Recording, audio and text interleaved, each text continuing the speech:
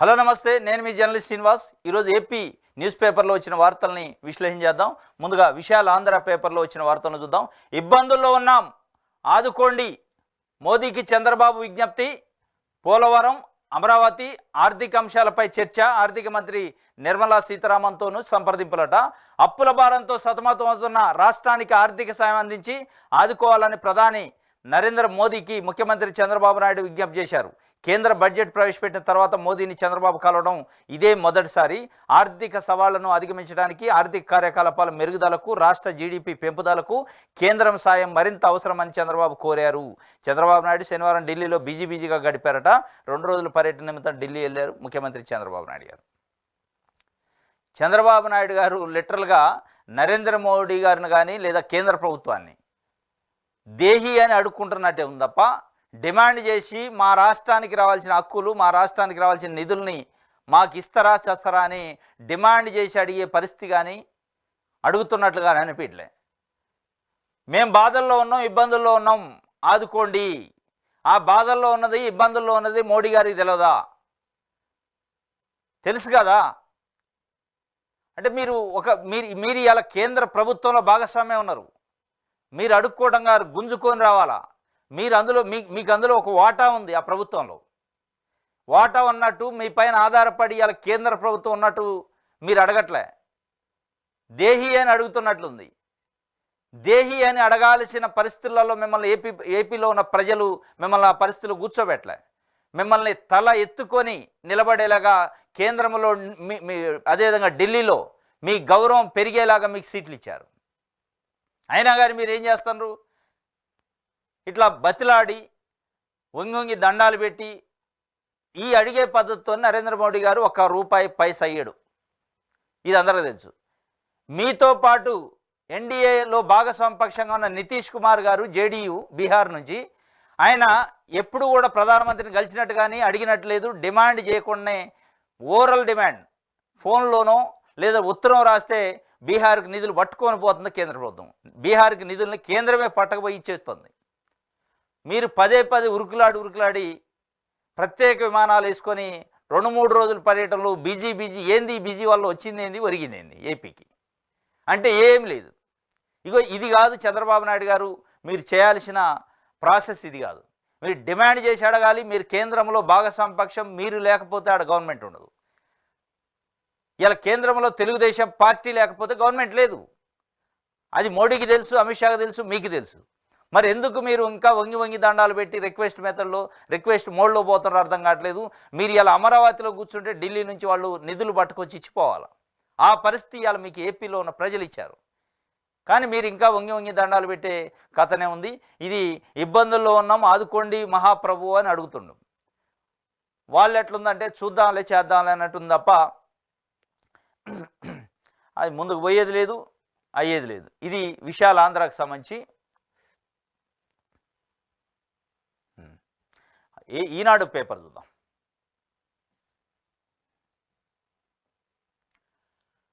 Budget సాయం సత్వరం అందించండి, ప్రధాని మోదీకి సీఎం చంద్రబాబు వినతి. కేంద్ర మంత్రులు అమిత్ షా, నిర్మలా సీతారామన్, నడ్డాలతో చర్చలు. విశాఖ ఉక్కు భవిష్యత్తుపై కుమారస్వామితో సమాలోచనలు. ఉక్కు భవిష్యత్తుపై కుమారస్వామితో సమాలోచనలట. సమాలోచనలు ఏంది? విశాఖ ఉక్కును ప్రైవేటీకరణ చేయట్లేదని ప్రకటింపజేయండి. మీరు కేంద్రంలో ఇవాళ ఉన్నారు. ఇంకా సమాలోచనలు, ఆలోచనలు, చర్చలు, దీంట్లో ఇంకేముంటుంది మతలబు?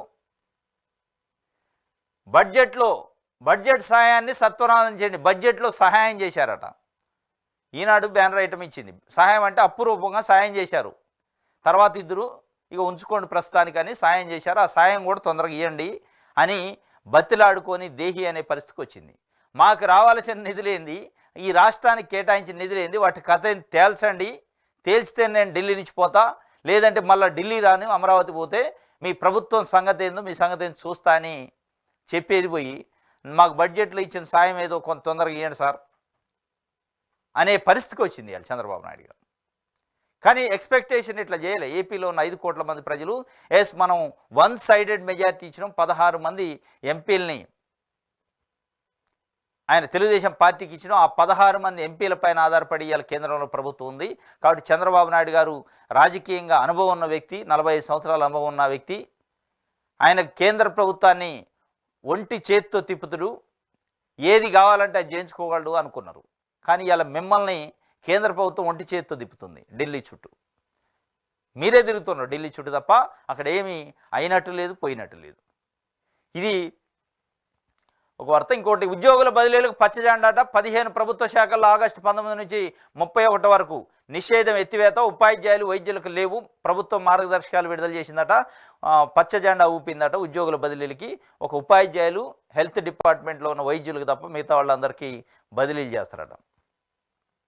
పోలవరం దసరాలు దహనం అక్రమాల ఆధారాలను మాయం చేసేందుకేనని అనుమానం. పరిశీలించి సగం కాల్చినవి నకళ్లేనని ఆర్డీఓ వెల్లడి. పూర్తిగా కాలిన వాటికి జోలికి వెళ్ళని యంత్రాంగమాట. పోలవరం దసరాలని దహనం చేశారట. ఆ దహనం చేసింది ఎవరు ఏంటనేది మనకి విచారణలో తేలాల్సి ఉంది.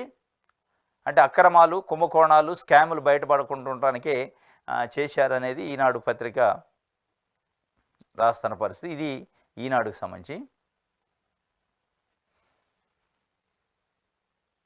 ఓకే, దిశ చూద్దాం.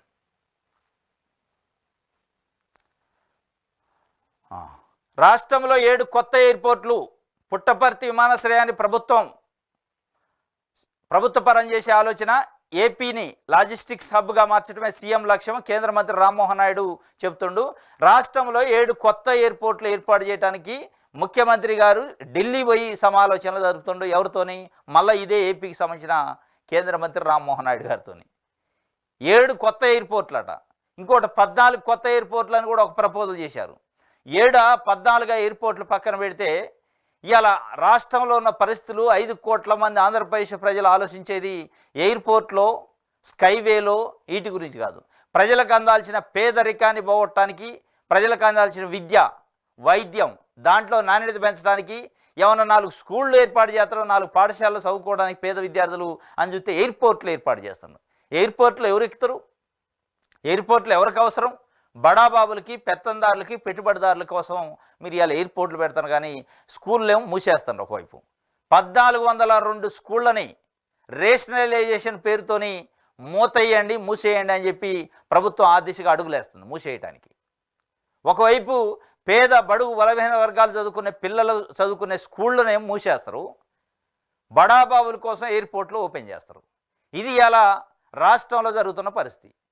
ఎవడన్నా పేద పిల్లలు చదువుకోవడానికి పాఠశాలలు, పేదలు చూసుకోవడానికి వైద్యశాలలు, హాస్పిటళ్ళు నిర్మిస్తారు. అవి వదిలేశారు గాలికి. ఎయిర్పోర్ట్లు ఇవాళ అత్యవసరం అట. ఎయిర్పోర్ట్లు లేకపోతే ముద్ద దిగదట. ఆ ఎయిర్పోర్ట్ల కోసం ఢిల్లీ పోయి తపన పడుతుంటే చంద్రబాబు నాయుడు గారు, ఒకవైపు రామ్మోహన్ నాయుడు గారు. కట్టండి ఎయిర్పోర్ట్లు, వద్దంటలే. కానీ ఎయిర్పోర్ట్ల కంటే అత్యంత ప్రాధాన్యత ఇవాళ స్కూళ్ళు మూతపడితేనే 1402 స్కూళ్ళు. ఇంకా 4 స్కూళ్ళు అదనంగా కట్టాల్సింది పోయి ఉన్నట్టు మూసేసే కార్యక్రమానికి వచ్చింది. దానికి కారణం ప్రైవేటీకరణ, ప్రైవేటు స్కూళ్ళను మీరు అప్గ్రేడ్ చేయటం.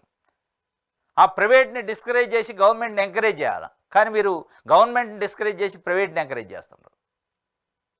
ఇవాళ ప్రభుత్వ వైద్యశాలలో కూడా అదే పరిస్థితి. ప్రభుత్వ హాస్పిటళ్ళలో, పేదలు చూసుకునే హాస్పిటళ్ళలో ఇవాళ హాస్పిటళ్ళు కొత్తవి కట్టే పరిస్థితి లేదు, దాంట్లో ఎక్విప్మెంట్ పెట్టే పరిస్థితి లేదు. కానీ ఎయిర్పోర్ట్లు కావాలి మనకి. 12 కావాలి, 14 కావాలి, 7 ఎయిర్పోర్ట్లు కావాలి. ఇది ఇలా రాష్ట్రంలో ఎయిర్పోర్ట్ల కోసం అట పోయింది. కొత్త ఎయిర్పోర్ట్లు. మోడీతో భేటీ. 2వ రోజు ఢిల్లీలో బిజీగా సీఎం చంద్రబాబు. రుణాలు రీషెడ్యూల్ చేయాలని ప్రధానికి విజ్ఞప్తి. అమరావతి, పోలవరం పైన చర్చలు. కేంద్ర మంత్రులు నిర్మలా సీతారామన్, అమిత్ షాను కలుసుకున్న ముఖ్యమంత్రి. రాష్ట్రానికి ఆర్థిక సాయంపై చర్చ. రుణాలని రీషెడ్యూల్ చేయండి అంటుండు. ఆల్రెడీ ఉన్న పాత రుణాలని రీషెడ్యూల్ చేసి మాకు మెయిల్ చేయండి, మాకు నిధులు ఇచ్చినా ఇవ్వకపోయినా పర్లేదు కానీ అనే పరిస్థితి వచ్చింది. వైసీపీకి ఆళ్లనాని బిగ్ షాక్ అట. పార్టీ సభ్యత్వానికి నాని రాజీనామా. గందరగోళంలో ఏరూరు కార్యకర్తలు. ఇలాగైతే పార్టీ మనవడికే ప్రమాదమని చర్చ. ఇటీవల ఎన్నికల్లో ఘోర పరాజయం తర్వాత వైసీపీ కీలక నేతల్లో నిస్తేజం అలుముకుంది. ఒక్కొక్కరిగా ఆ పార్టీకి గుడ్ బై చెప్పేస్తున్నారు. తాజాగా జగన్ నమ్మిన బంటు ఆళ్ల నాని కూడా పార్టీ ప్రాథమిక సభ్యత్వానికి రాజీనామా చేశారు. ఏలూరు జిల్లా వైసీపీ అధ్యక్ష పదవి, నియోజకవర్గ ఇన్ఛార్జి పదవులకు గతంలోనే ఆయన రాజీనామా చేసిన సంగతి తెలిసిందే. వైసీపీ హయాంలో డిప్యూటీ సీఎం సహా పలు శాఖలకు మంత్రిగా చేసిన ఆళ్ల నాని పార్టీని పెట్టడం ఆసక్తిగా మారింది. వ్యక్తిగత కారణాలతోనే ప్రాథమిక సభ్యత్వానికి రాజీనామా చేస్తున్నానని ఆయన మీడియాకు చెప్పారు. తదుపరి కార్యాచరణ గురించి నిర్ణయం తీసుకోలేదని అన్నారు. ఆళ్ల నాని ఏలూరు పార్టీ అధ్యక్షుడు, మాజీ మంత్రి, మాజీ ఉప ముఖ్యమంత్రి కూడా. వైఎస్ జగన్మోహన్ రెడ్డికి నమ్మిన బంటాట ఆయన. అట్లాంటి పార్టీ లీడరు ఆల్రెడీ గతంలో పార్టీకి సంబంధించిన పదవులకు రాజీనామా చేసిండు, పార్టీ ప్రాథమిక సభ్యత్వానికి కూడా రాజీనామా చేసిండు. వ్యక్తిగత కారణాలతో నేను రాజీనామా చేస్తున్నా, భవిష్యత్తు కార్యాచరణ అట్లాంటిది ఏమి లేదు, ఉంటే భవిష్యత్తులో నేను చెప్తా అని చెప్పి చెప్తున్న పరిస్థితి. ఇది దిశకు సంబంధించి. సాక్షి చూద్దాం.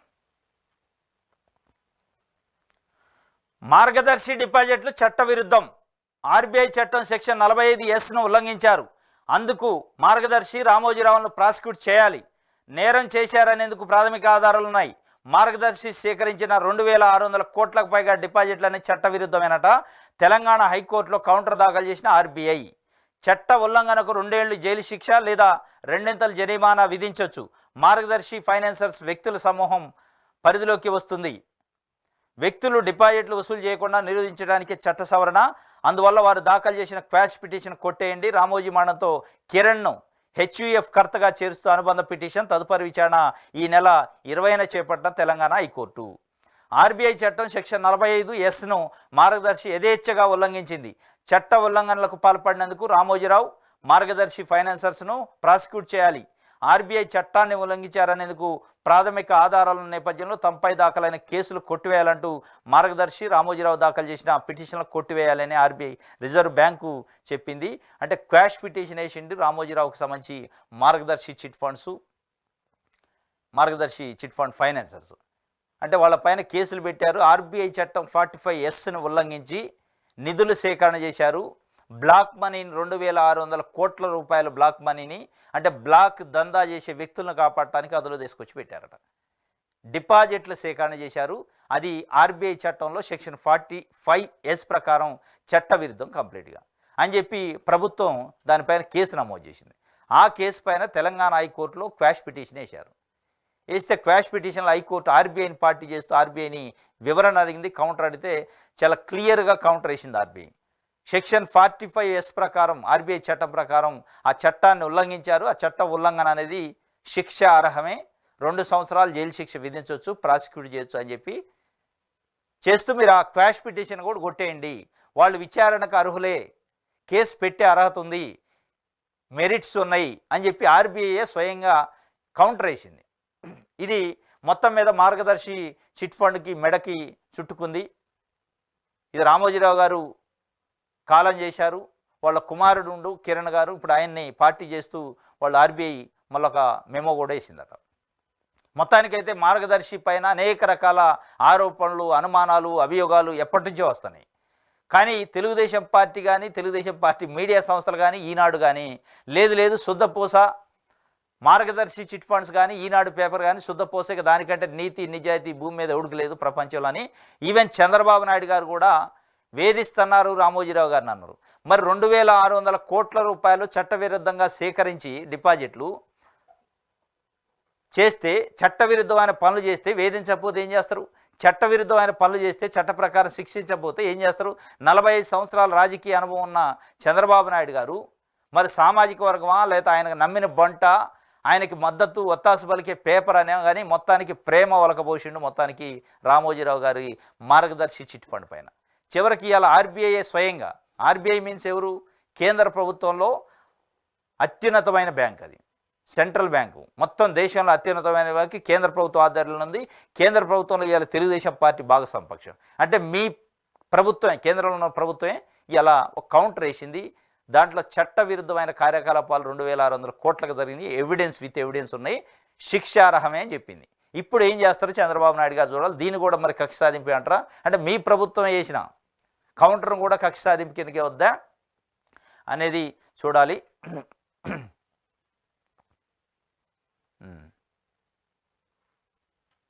అక్రమాలు బయటపడినందునే చెలరేగిన ఈనాడు, రామోజీ అక్రమ ఆర్థిక సామ్రాజ్యానికి మార్గదర్శి పునాది కాగా ఈనాడు ఆ అరాచకాలకు రక్షణ కవచంగా నిలుస్తుంది. మరి అలాంటి మార్గదర్శి అక్రమాలను బట్టబయలు చేస్తే ఈనాడు సహిస్తుందా? అందుకే నాటి దివంగత వైఎస్ఆర్పై నేడు జగన్పై కట్టుకథలు అల్లుతూ దుష్ప్రచారం చేస్తుంది.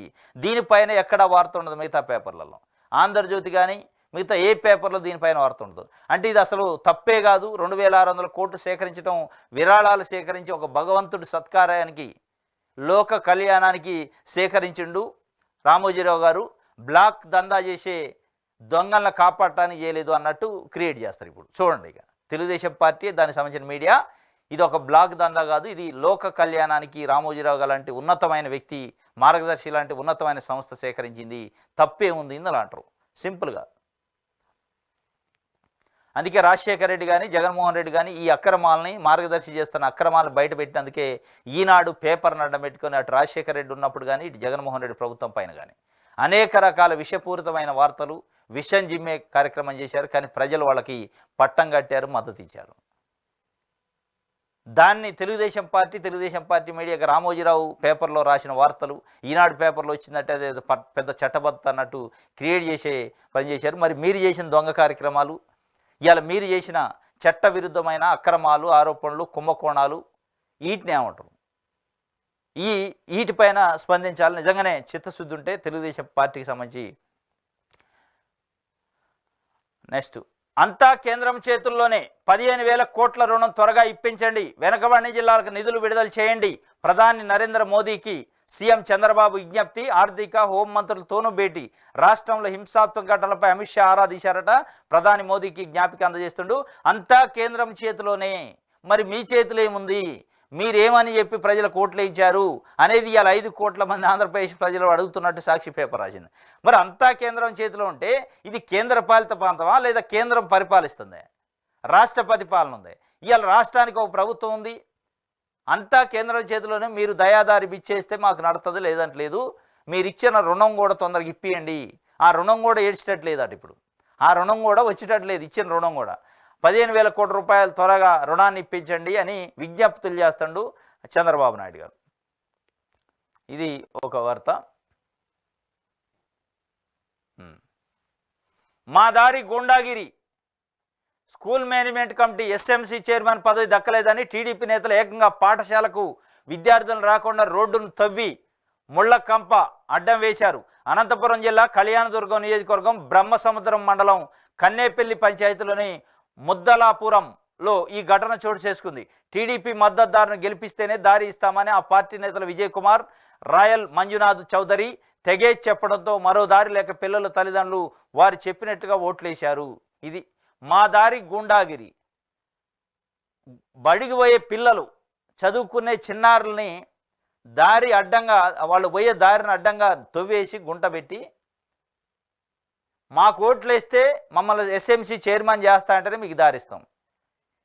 మరి ఇది ఏ రకంగా న్యాయమో తెలుగుదేశం పార్టీకి సంబంధించిన నాయకులు ఇది చేశారట. ఈ ఎస్ఎంసీ అయితే ఏంది, కాకపోతే ఏంది, దాంతో వచ్చేది ఏంది, పోయేది ఏంది? పిల్లలు, చదువుకునే పిల్లల్ని వాళ్ళ స్వేచ్ఛను హరిస్తారా? ఇంత దారుణమా? రాజకీయాలు మీకు 100 ఉండొచ్చు. మీరు ఎస్ఎంసీ చైర్మన్ అవుతారా కారా అని పక్కన పెడితే, వాళ్ళు చదువుకునే పిల్లల్ని దారికి అడ్డంగా ప్రొక్లైన్తో గుంట తీసి బ్యాగులు అడ్డం పెట్టుకొని వాళ్ళు నిరసన తెలుపుతున్న పరిస్థితి. అంటే మీకు పిల్లలతో సంబంధం లేదు, మహిళలతో సంబంధం లేదు, వృద్ధులతో సంబంధం లేదు. మీరు అనుకున్న పదవులు, మీరు అనుకున్న అక్రమాలు, మీరు అనుకున్న కుంభకోణాలు జరిగితే దానికి మద్దతు ఇస్తే తప్ప మీరు ఏ వ్యవస్థను ముందు పోనిచ్చే పరిస్థితి లేదు అనేది అర్థమవుతుంది. మొత్తానికి మా దారి గూండాగిరి, మాకు ఓట్లు వేస్తే తప్ప మిమ్మల్ని పోనీయం. ఇది అక్రమ రవాణాకు పోలీసు ఎస్కార్ట్ అట. అక్రమ రవాణాకే ఎస్కార్ట్ అట. సీఎం చంద్రబాబు స్వగ్రామం నారావారిపల్లె ఉన్న చంద్రగిరి నియోజకవర్గంలో పోలీసులు అండదానులతో మట్టి మాఫియా రెచ్చిపోతుంది. రామచంద్రపురం మండలం బొప్పరాజుపల్లి, పాడిపేట నుంచి మట్టి, ఇసుక ప్రతిరోజు రాత్రుళ్ళు 30 టిప్పర్లలో తిరుపతికి తరలి వెళుతుంది.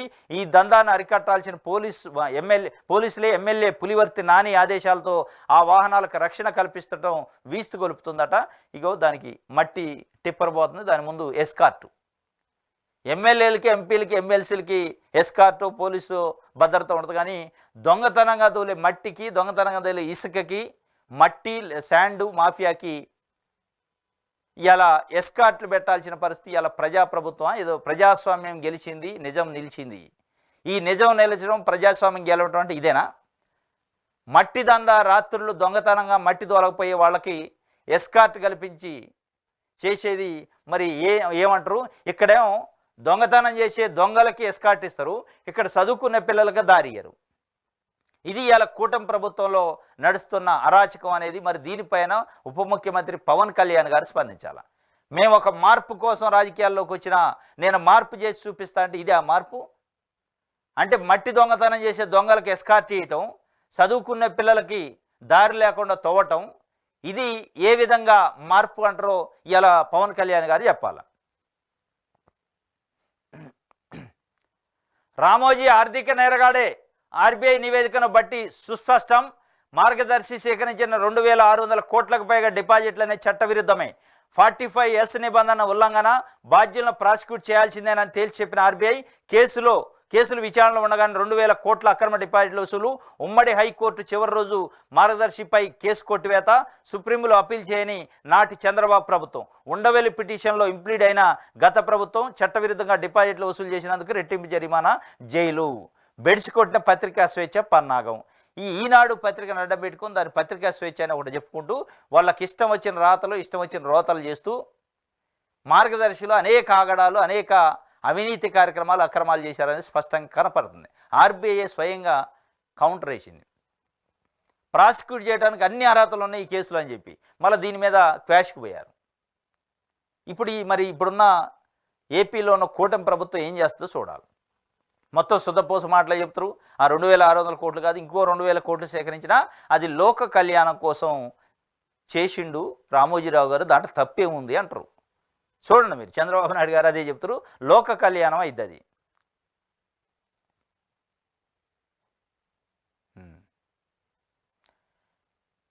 కెన్ బెట్వాలానే పోలవరం పరిగెత్తేది. నిర్మాణ బాధ్యతలు కేంద్రం చేపట్టి ఉంటే అది పరిస్థితి. అలా జరగనందుకే జాప్యం అంటున్న అధికారులు. కమిషన్ల కోసం చట్టాన్ని తొంగలో తొక్కిన వైనం. ఇది పోలవరం పైన పెద్ద ఎత్తున గత 10 సంవత్సరాలుగా చర్చలు జరుగుతున్నాయి. రాష్ట్ర విభజన, ఆంధ్రప్రదేశ్ పునర్విభజన చట్టం 2014 ప్రకారం పోలవరాన్ని జాతీయ ప్రాజెక్టుగా కేంద్ర ప్రభుత్వం తీసుకుంది. చట్టంలో పెట్టి జాతీయ ప్రాజెక్టుగా తీసుకొని పోలవరం డెవలప్మెంటల్ అథారిటీ అని ఒకటి ఏర్పాటు చేశారు. మే నెలలో ఏర్పాటు చేసి మేము పోలవరాన్ని నిర్మిస్తాం, మాతో సహకరించండి అని చంద్రబాబు నాయుడు గారికి, ముఖ్యమంత్రిగా ఉన్న చంద్రబాబు నాయుడు గారికి చెప్తే కేంద్రం లేదు మేమే నిర్మిస్తాం అని ఆయన పట్టుబట్టి సెప్టెంబర్ వరకు దాన్ని నిలుపుదల చేసిండు. కేంద్రం దాంట్లో జోక్యం చేసుకోవద్దు, మేమే నిర్మిస్తాం అంటే కమిషన్ల కోసం, కాంట్రాక్టర్లు ఇచ్చే కమిషన్ల కోసం కక్కుర్తుపడే ఆయన కేంద్రమే మొత్తం పూర్తిగా 100కు 100% నిధులు ఇచ్చి వాళ్లే నిర్మించే ప్రాజెక్ట్ని ఇలా గంగలో కలిపిండు చంద్రబాబు నాయుడు గారు అని సాక్షి పేపర్ ఒక రిపోర్ట్ చేసింది. కమిషన్ల కోసమే కక్కుర్తిపడ్డాడు. ఎందుకంటే 2014 మే నెలలో పోలవరం డెవలప్మెంటల్ అథారిటీ ఏర్పాటు చేసింది కేంద్ర ప్రభుత్వం. మేము నిర్మిస్తాం అంటే జూన్ 8 నాడు దానికి సంబంధించిన జీవో కూడా చేశారు. లేదు అని చెప్పి ఆయన పట్టుబట్టి ఢిల్లీ పైన యుద్ధమే చేసిండు దానికోసం. ఏంటంటే కమిషన్ల కోసం కక్కుర్తి అనేది ఇలా సాక్షి పేపర్ చెప్పింది. సెప్టెంబర్ వరకు దానిపైన చర్చలు ఢిల్లీ పోయి మొత్తానికి ప్రత్యేక హోదాని కూడా దానికోసం తాకట్టు పెట్టిండట. కేంద్రం నుంచి రావాల్సిన ప్రత్యేక హోదాని కూడా తాకట్టు పెట్టి మాకు ప్రత్యేక హోదా వద్దు కానీ నాకు పోలవరం నిర్మించే బాధ్యత ఒకటి ఇస్తే చాలు అనే పరిస్థితికి ఆయన చంద్రబాబు నాయుడు పోబట్టే ఆ కమిషన్ల కోసం కక్కుర్తి పడబట్టి ఇలా పోలవరం దుస్థితి ఈ పరిస్థితిలో ఉందని చెప్పి చెప్తున్నారు. దానికి ఉదాహరణగా కెన్ బెట్వా అనే 2 నదుల్ని అనుసంధానం చేసి మధ్యప్రదేశ్లో కేంద్రం నిర్మిస్తుంది. నదుల అనుసంధానానికి సంబంధించి దాదాపు ఇప్పటికే కొన్ని వేల కోట్ల రూపాయలు కేంద్రం స్పష్టంగా డైరెక్ట్గా ఇచ్చింది అక్కడ మధ్యప్రదేశ్కి. ఇదే పరిస్థితి మనకి పోలవరం కూడా పరుగులు ఎత్తేది వాళ్ళ చేతిలో పెట్టుంటే అనేది ఇలా సాక్షి పేపరు వార్త రాస్తుంది. వాళ్ళ చేతిలో పెట్టకపోవడానికి ప్రధాన కారణం చంద్రబాబు నాయుడు గారు, ఆయన కమిషన్ల కక్కుర్తే అని చెప్పి రాస్తున్న పరిస్థితి. ఇది సాక్షి పేపరు. జీవనాడిని గాడిలో పెట్టిన వైఎస్ఆర్సీపీ ప్రభుత్వం అని చెప్పి ఒక వార్త రాశారు. అంతా నల్లధనమేనట.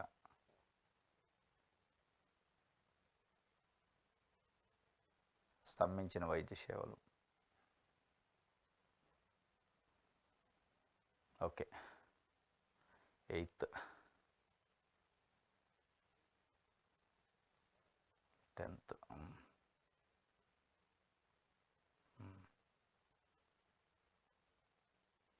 ఓకే, అంతా కేంద్రం చేతిలోనే అని చెప్పి చెప్తున్న పరిస్థితి. దానికి సంబంధించి ఒక వార్త. 5 ఏళ్లలో అందరినీ చంపేస్తాం, రోజు దాడులు చేసి కొడతాం. వైఎస్ఆర్సీపీ వాళ్ళు ఎవరు అడ్డొస్తారో రండి. మంత్రి అనగాని ఇలాకాలో టీడీపీ స్వైర విహారమట. తాజాగా చెరుకుపల్లి మాజీ ఎంపీపీ అనుచరుడు ఇంటిపై దాడి, 5గురు గాయాలు. టీడీపీ దాడిలో గాయపడిన శ్రీనివాసరావు, సంపత్ కుమారు. ధ్వంసమైన సంపత్ కుమార్ ఇంటి అద్దాలు. స్పందించిన పోలీసులు. దాడులు, ఆస్తులు ధ్వంసం. 5 ఏళ్లలో అందరిని చంపేస్తారట. మరి అందరిని చంపేసి మీరే ఉంటారా? 5 ఏళ్లలో తెలుగుదేశం పార్టీ నాయకులు వైఎస్ఆర్సీపీకి సంబంధించి వైఎస్ఆర్సీపీ సానుభూతిపరుడు ఎవడున్నా చంపేస్తాం, ఎవడు అడ్డొస్తాడో రండి అనే పరిస్థితి అలా కూటమిలో ఉన్న తెలుగుదేశం పార్టీ నాయకులు ఎస్పెషలీగా ఎక్కడికక్కడ ఎమ్మెల్యేలు అదేవిధంగా మంత్రుల సమక్షంలో కూడా దాడులు చేసి, విధ్వంసం చేసి, ఇళ్లపైన దాడులు చేసి, కార్యకర్తలపైన దాడులు చేసి, కొన్నిసార్లు అయితే చంపిన దాఖలాలు కూడా ఉన్నాయి. డైరెక్ట్గా చెప్తున్నారు, మిమ్మల్ని 5 సంవత్సరాలు పూర్తయిపోవటానికి ఎవడు ఉండడు, మిగళ్ళు చంపేస్తామని. దానిపైన పోలీసులు కేసు లేదు, పోలీసుల రక్షణ లేదు. అంటే పోలీసులకి ఏమన్నా ఇండైరెక్ట్గా ఆదేశాలు, ఇన్స్ట్రక్షన్స్ వచ్చినా తెలియదు, కానీ సూచిసి ఉన్నటువంటి మా కార్యకర్తలు చేసే పనులు చేసుకుంటారు, మీరు ఎక్కడా కూడా ఇన్వాల్వ్మెంట్ కావద్దని చెప్పారా ఏం? కానీ మొత్తానికి ఇది మామూలు విషయం కాదు. మొత్తాన్ని చంపేస్తాం, ఎవడు అడ్డొస్తాడో ఎవడు అడ్డుకుంటాడో చూస్తామంటే ఇక చట్టం లేదు, పోలీసులు లేరు, ప్రభుత్వం లేదు, వ్యవస్థ లేదు. మా చేతికి లైసెన్స్ ఇచ్చిండు ప్రభుత్వం, మాకు లైసెన్స్ ఇచ్చింది, ఇగో ఇది నిజం నిలవటం అంటే ప్రజాస్వామ్యం గెలవటం అంటే అని వాళ్ళ అర్థం. దీన్ని మాకు స్వేచ్ఛ వచ్చింది చంద్రబాబు నాయుడు గారు చెబుతుండ్రు. ఏపీలో స్వతంత్రం 5 సంవత్సరాల తర్వాత స్వాతంత్రం వచ్చింది, అంతకుముందు స్వాతంత్రం లేదు, మేము కొడవళ్ళు, గొడ్డళ్ళు, కుబ్బరబొండాల కత్తులతో పట్టుకొని నరికే స్వాతంత్రాన్ని జగన్మోహన్ రెడ్డి హరించిండు అని చెప్పి వాళ్ళు చెప్తుండ. మరి అందరిని చంపేస్తాం అంటున్నాను, ఎందుకంటే ఫ్రీడమ్ వచ్చింది కాబట్టి. చంపడానికి ఫ్రీడమ్ ఇయ్యలే మీకు ప్రజలు, చంపడానికి మిమ్మల్ని గెలిపిలే. మిమ్మల్ని గెలిపించింది రాష్ట్రాన్ని అభివృద్ధి చేయడానికి, ప్రజలను అభివృద్ధి చేయడానికి, ప్రజల సమస్యలు పరిష్కరించడానికి. కానీ మీరు అట్లా అర్థం చేసుకోవట్లే. మాకు స్వాతంత్రం ఇచ్చింది ఇగో దీనికోసం అనే విధంగా ఇలా తెలుగుదేశం పార్టీ నాయకులు వ్యవహరిస్తున్నారు.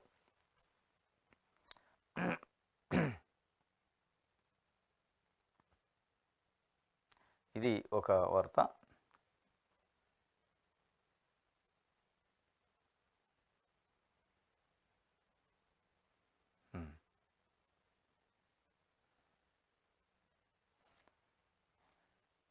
ఇది సాక్షికి సంబంధించి. ఆంధ్రజ్యోతి చూద్దాం.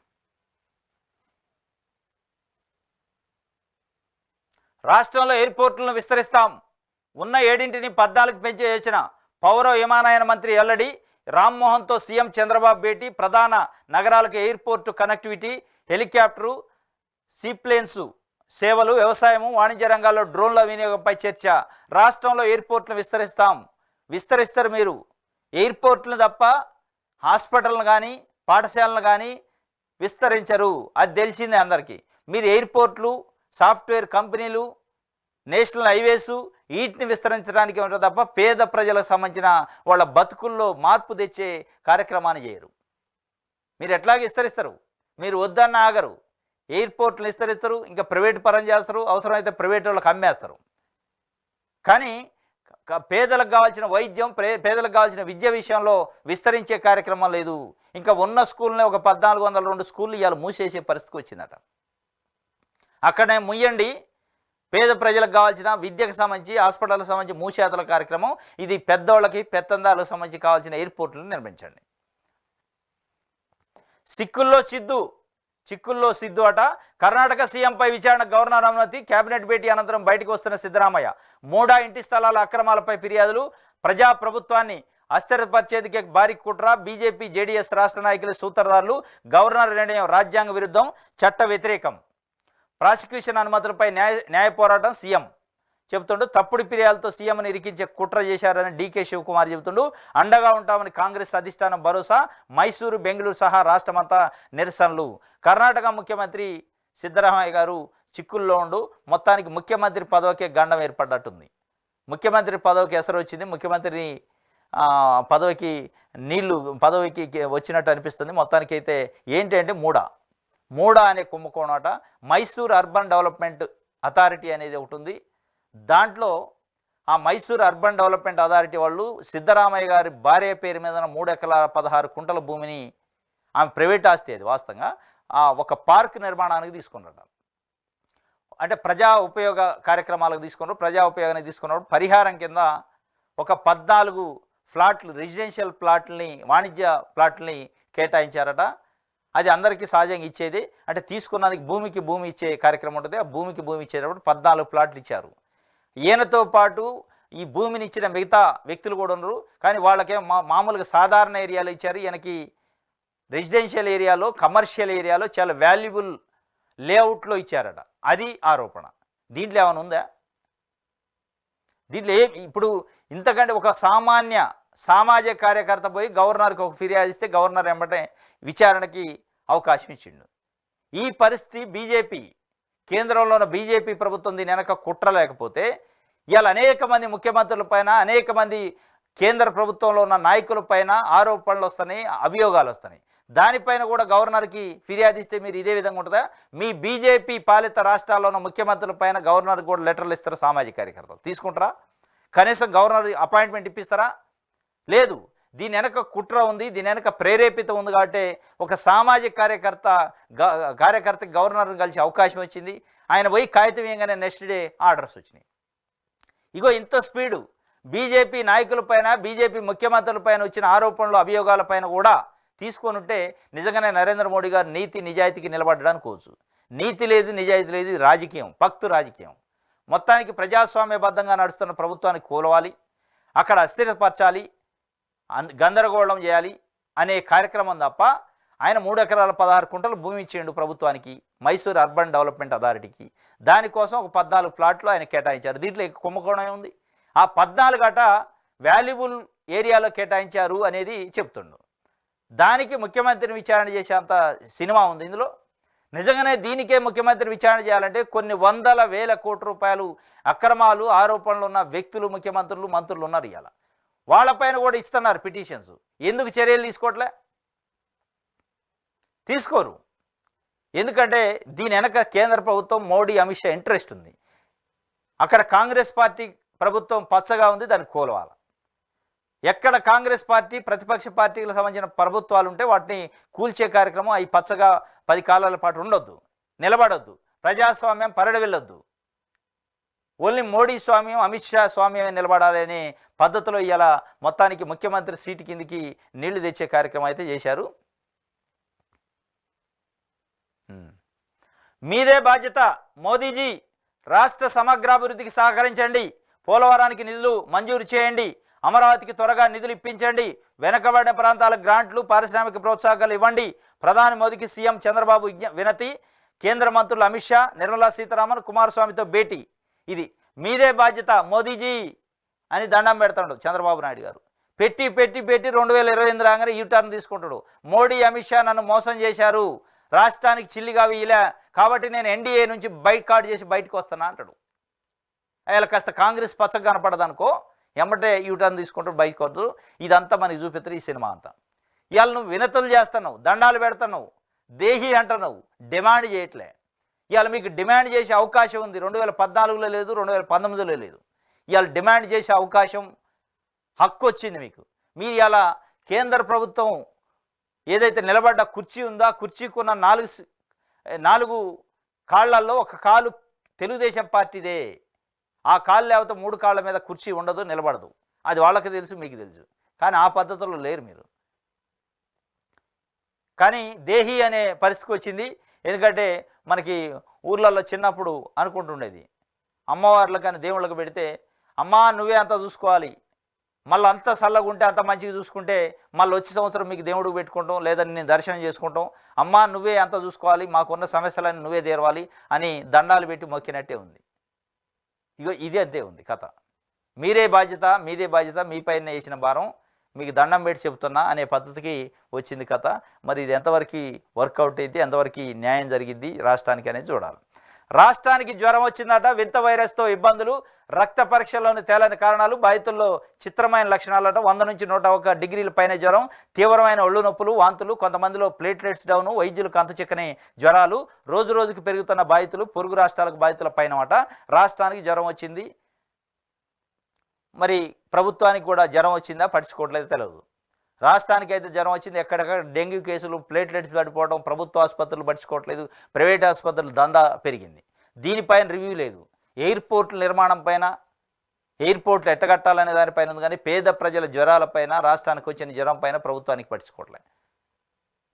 ప్రభుత్వానికి మొత్తం ధ్యాస అంతా బడాబాబులు, పెత్తందారుల కోసం ఎయిర్పోర్ట్లు ఎట్టగట్టాలి, వాళ్ళ కోసం పెట్టుబడులు ఎడబెట్టించే వ్యవహారం ఎట్ట చేయాలనే తప్ప ఈ పేద ప్రజల ఆరోగ్యాలు, వాళ్ళ జీవితాలకు సంబంధించి మాట్లాడుకునే పరిస్థితి లేదు. నిజాలు డమాలట, నిజాలు డమాలు కాల, డయాఫ్రమ్ వాల్ డమాల్ అయింది. ఆంధ్రజ్యోతికి నిజాలు డమాల్ అయినట్టు అనిపిస్తుంది.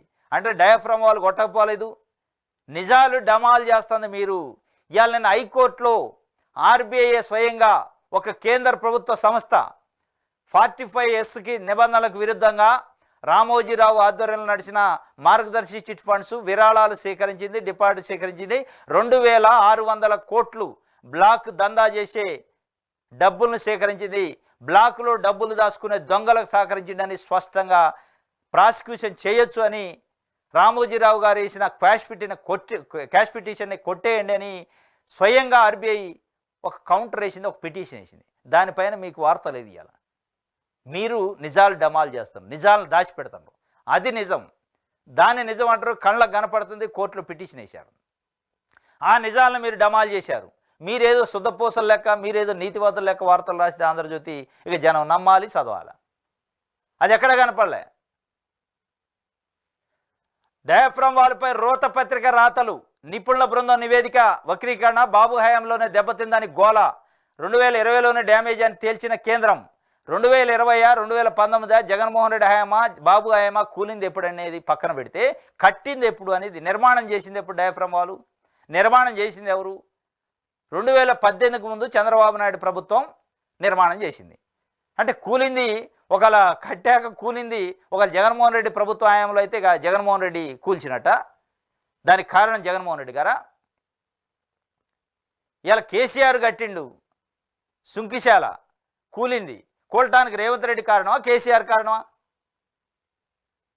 అక్కడైతే సుంకిశాల కూలటానికి కేసీఆర్ కారణం, అయ్యాల ప్రభుత్వం నాసిరకం కట్టడం వల్ల కూలింది, రేవంత్ రెడ్డి మీద ఎట్లా అంటారని అక్కడ రాస్తాం. ఇక్కడికి వచ్చేటప్పటికి జగన్మోహన్ రెడ్డి టైంలో 2020లో కూలిందని కేంద్రం చెప్పింది కాబట్టి జగన్మోహన్ రెడ్డి ఉన్నాడు కాబట్టి ఆయనే కారణం, కట్టింది కూడా అనేది కాదు కారణం. ఇది ఆంధ్రజ్యోతి ఇగో నిజాలు డమాల్ చేసే పద్ధతి ఇది అన్నట్టు. నిజాలను కత్తితో బట్టి పొడిచి చంపిద్ది ఆంధ్రజ్యోతి అనేది దీనికి ఉదాహరణ స్పష్టంగా కనపడుతుంది. 2018లో దెబ్బతింటే 5 ఏళ్ళు ఏం చేసినట్టు, ఏం చేశారు?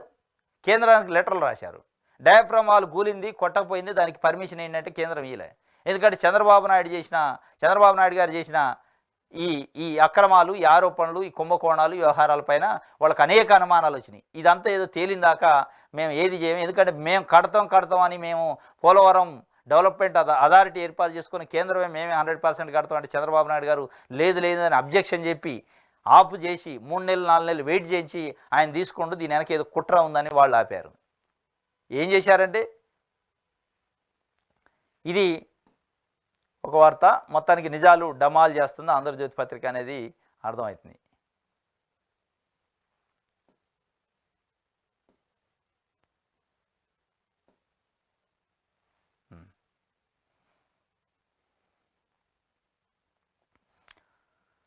ఓకే, ఇది ఆంధ్రజ్యోతికి సంబంధించి.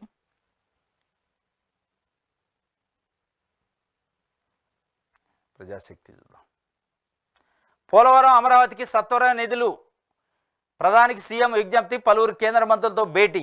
మొత్తం విజ్ఞప్తులు, వినతులు, బతిలాటం, వంగి దండాలు పెట్టడం తప్ప గట్టిగా మాట్లాడే పరిస్థితి లేదు. కర్ణాటకలో మరో గవర్నర్ గిరి, మూడా స్కామ్లో సిద్ధరామయ్యపై విచారణ గవర్నర్ ఆదేశం, రాజ్యాంగ విరుద్ధము, చట్ట వ్యతిరేకమన్న సీఎం. కర్ణాటకలో మరో గవర్నర్ గిరి. మొత్తానికి ఎన్డీఏ ప్రభుత్వం, బీజేపీ ప్రభుత్వం గవర్నర్లతోని రాష్ట్ర ప్రభుత్వాలని విచ్ఛిన్నం చేసే ప్రయత్నం చేస్తుంది అనే దానికి మళ్ళీ ఒక ఉదాహరణ. ఇది చిన్న విషయం. ఆయన 3 ఎకరాల 16 గుంటలు ప్రభుత్వానికి భూమి ఇచ్చిండు ప్రజా ఉపయోగానికి. దానికి పరిహారంగా ఒక 14 ప్లాట్లు సిద్ధరామయ్య గారి భార్య పేరు మీద ఇచ్చారు. దాంట్లో పెద్ద కుంభకోణం అట, అవినీతి జరిగిందట. దీంట్లో ఏముంది?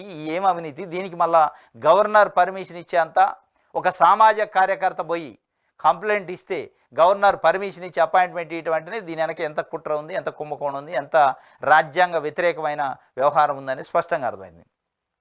మొత్తానికైతే పడేసే కార్యక్రమం స్టార్ట్ చేశారు. ఇది ఎంతవరకు సక్సెస్ అయింది, వెనక్కి పోతారా ముందుకు పోతారా అనేది చూడాలి. ఇది ప్రజాశక్తికి సంబంధించి ఇది ఈరోజు ఏపీ వార్తాపత్రికలో వచ్చిన వార్తలకు సంబంధించిన విశ్లేషణ. రేపు తాజా వార్తలతో తిరిగి కలుసుకుందాం. Thank you.